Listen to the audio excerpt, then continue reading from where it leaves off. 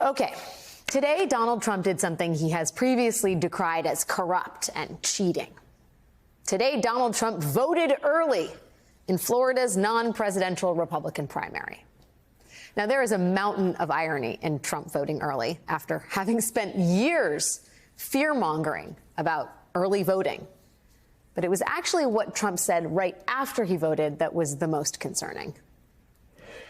You said Harris's crowd sizes were AI and that there weren't people there. There's all kinds of video evidence and people who were there who have proven that false. Can you tell us about why you made that claim? Well, I can't say what was there, who was there. I can only tell you about ours. We have the biggest crowds ever in the history of politics. Trump is telling his believers, his followers, not to believe their lying eyes. Again. Now, Trump's claim here is that crowds at Vice President Harris's rally last week in Detroit were actually fake. There are countless photos and videos from media organizations proving that claim to be false and demonstrably so. There are also thousands of people, real human people, who showed up to that rally who can attest that the crowd was real because they are real. But even when confronted with the facts, Trump won't back down. And that is because this isn't just about crowd sizes.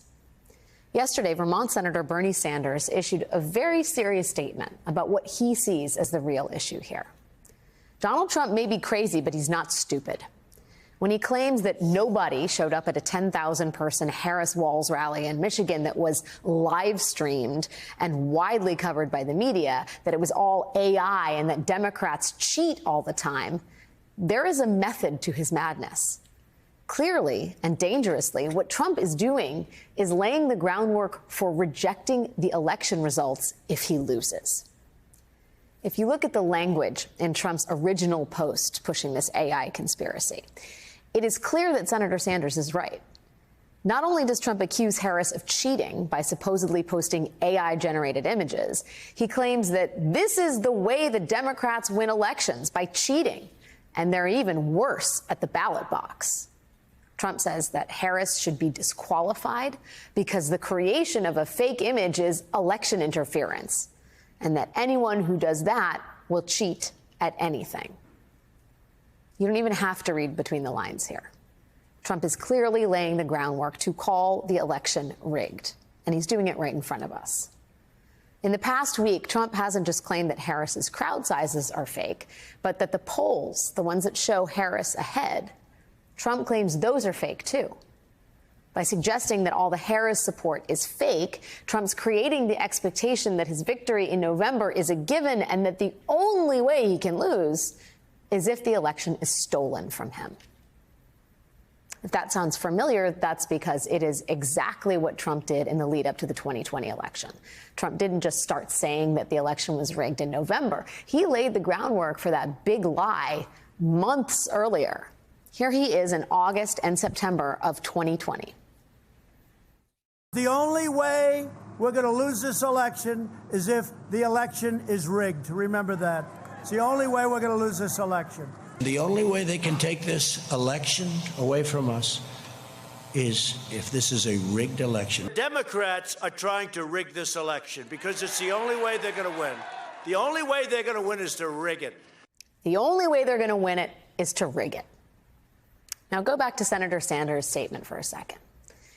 If you can convince your supporters that thousands of people who attended a televised rally do not exist, it will not be hard to convince them that the election returns in Pennsylvania, Michigan, and elsewhere are fake and fraudulent.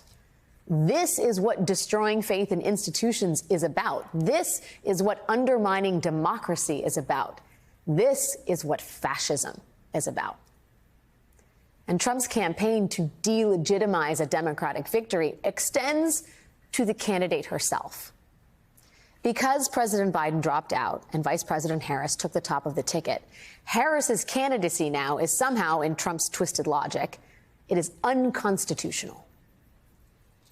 The presidency was taken away from Joe Biden, and I'm no Biden fan, but I'll tell you what, from a constitutional standpoint, from any standpoint you look at, they took the presidency away. The fact that you can get no votes, lose in the primary system, in other words, you had 14 or 15 people, she was the first one out, and that you can then be picked to run for president, it's seems to me actually unconstitutional. Perhaps it's not. For the record, it is perfectly constitutional for Kamala Harris to be the Democratic candidate for president. But the facts clearly are not the point here. This campaign, much like Trump's birther campaign against Barack Obama, is to undermine the candidate in the eyes of the voter and to preemptively render their presidency illegitimate. It is about destroying an institution and undermining democracy. And man, it sort of seems to be working, at least among Trump supporters. Polling from Pew Research Center last month shows that just 47% of Republicans think this upcoming election will be conducted fairly. For contrast, that is compared to 77% of Democrats. Now, you might think that a candidate who needs his supporters to turn out for the election would want them to believe that elections are fair and worth actually voting in. But the worse Trump does in the polls, the bigger the crowd sizes and the bigger the volunteer armies for Kamala Harris and Tim Walz, the more you are going to hear this kind of stuff coming from Trump. Crying fraud is once again his backup plan if he loses the election. And I am not just speculating here. This is the co-chair of Trump's campaign, Chris LaCivita, speaking with Politico last month about their strategy for this election. I mean, it's not over until he puts his hand on the Bible and takes the oath. It's not over till then. It's not over on Election Day. It's over on Inauguration Day.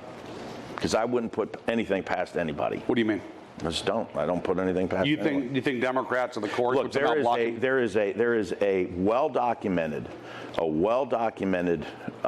report that talks about all of the efforts that the Democrats had in place in 2020 despite everything that had happened, that there was a well-documented about ways to prevent if Donald Trump had, quote unquote, won.